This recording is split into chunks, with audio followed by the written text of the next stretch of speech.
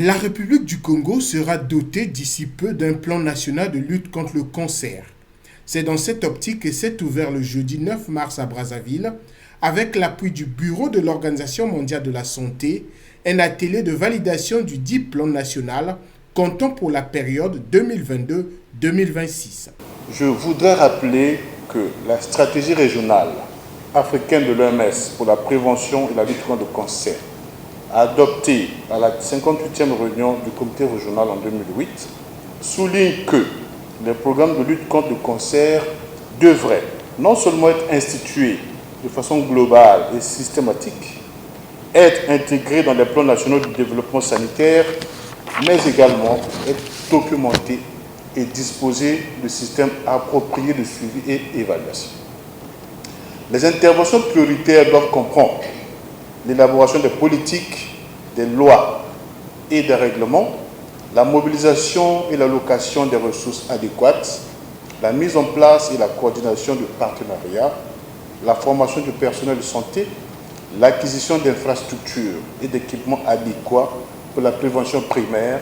secondaire et tertiaire. Le directeur de cabinet du ministre de la Santé et de la Population, Jean-Ignace Tendele, a souligné que sur le plan curatif, l'installation de la radiothérapie devient un impératif afin de réduire les évacuations sanitaires. En effet, ce plan vise à prévenir et à baisser la mortalité liée au cancer qui représente un taux brut d'incidence de 39,8 pour 100 000 habitants par an. Je me réjouis aujourd'hui de voir la stratégie nationale soumise à l'appréciation des acteurs ici présents. J'exhorte donc tous les experts en la matière d'apporter leur contribution afin que ce document soit consensuel et une référence pour toutes les interventions en lien avec la lutte contre le cancer au Congo. La population congolaise étant encore très peu informée sur les facteurs de risque des cancers, je lance ici et maintenant un appel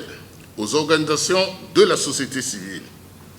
pour qu'elles travaillent en étroite collaboration avec le programme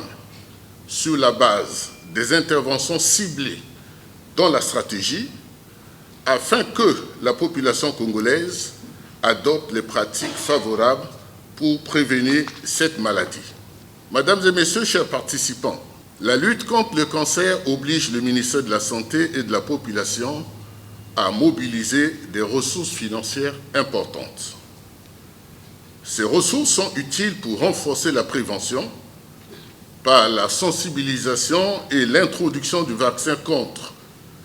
le papillomavirus humain dans le programme élargi de vaccination. Le plan national de lutte contre le cancer a pour objectif, entre autres, promouvoir l'accès aux médicaments et traitements anticancéreux, élaborer des programmes de recherche sur les cancers et organiser des activités préventives. Aussi, l'OMS s'engage à appuyer le Congo dans la mobilisation des partenaires financiers et techniques.